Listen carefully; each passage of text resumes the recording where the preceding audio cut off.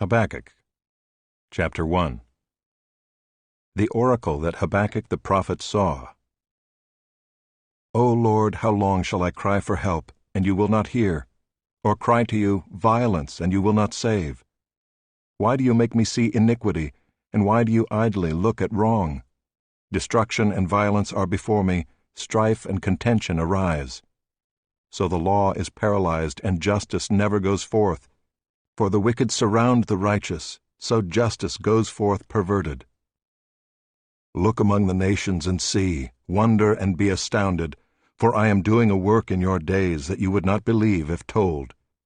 For behold, I am raising up the Chaldeans, that bitter and hasty nation, who march through the breadth of the earth to seize dwellings not their own.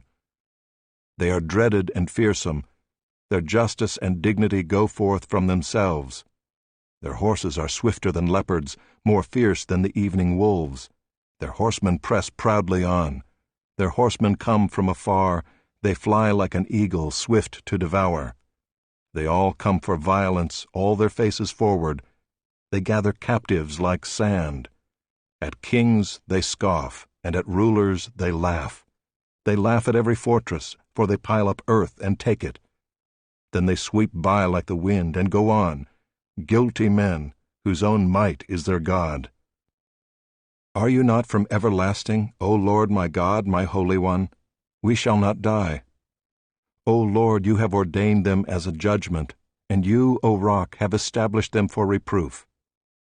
You who are of purer eyes than to see evil, and cannot look at wrong, why do you idly look at traitors and remain silent when the wicked swallows up the man more righteous than he? You make mankind like the fish of the sea, like crawling things that have no ruler. He brings all of them up with a hook, he drags them out with his net.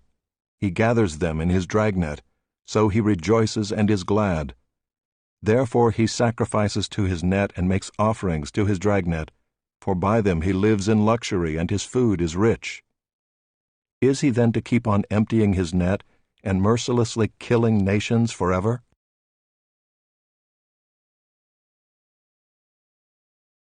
Chapter 2. I will take my stand at my watchpost and station myself on the tower, and look out to see what he will say to me, and what I will answer concerning my complaint. And the Lord answered me, Write the vision, make it plain on tablets, so he may run who reads it. For still the vision awaits its appointed time. It hastens to the end, it will not lie. If it seems slow, wait for it. It will surely come, it will not delay. Behold, his soul is puffed up, it is not upright within him. But the righteous shall live by his faith. Moreover, wine is a traitor, an arrogant man who is never at rest. His greed is as wide as Sheol, like death he has never enough. He gathers for himself all nations and collects as his own all peoples. Shall not all these take up their taunt against him with scoffing and riddles for him, and say, Woe to him who heaps up what is not his own, for how long? And loads himself with pledges. Will not your debtors suddenly arise, and those awake who will make you tremble? Then you will be spoil for them. Because you have plundered many nations, all the remnant of the peoples shall plunder you, for the blood of man and violence to the earth, to cities and all who dwell in them. Woe to him who gets evil gain for his house, to set his nest on high, to be safe from the reach of harm. You have devised shame for your house by cutting off many peoples. You have forfeited your life. For the stone will cry out from the wall, and the beam from the woodwork respond. Woe to him who builds a town with blood and founds a city on iniquity. Behold, is it not from the Lord of hosts that peoples labor merely for fire, and nations weary themselves for nothing? For the earth will be filled with the knowledge of the glory of the Lord as the waters cover the sea. Woe to him who makes his neighbors drink. You pour out your wrath and make them drunk in order to gaze at their nakedness. You will have your fill of shame instead of glory. Drink yourself, and show your uncircumcision. The cup in the Lord's right hand will come around to you, and utter shame will come upon your glory.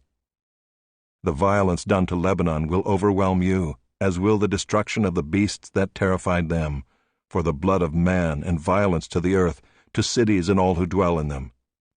What profit is an idol when its maker has shaped it, a metal image, a teacher of lies? For its maker trusts in his own creation when he makes speechless idols. Woe to him who says to a wooden thing, "Awake," to a silent stone, "Arise." Can this teach? Behold, it is overlaid with gold and silver, and there is no breath at all in it. But the Lord is in his holy temple. Let all the earth keep silence before him.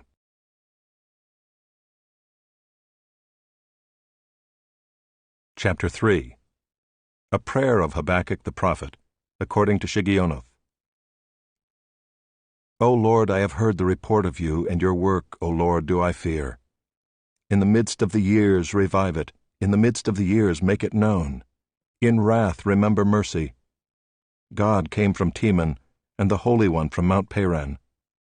His splendor covered the heavens, and the earth was full of his praise. Selah. His brightness was like the light, rays flashed from his hand, and there he veiled his power. Before him went pestilence, and plague followed at his heels. He stood and measured the earth. He looked and shook the nations. Then the eternal mountains were scattered, the everlasting hills sank low. His were the everlasting ways.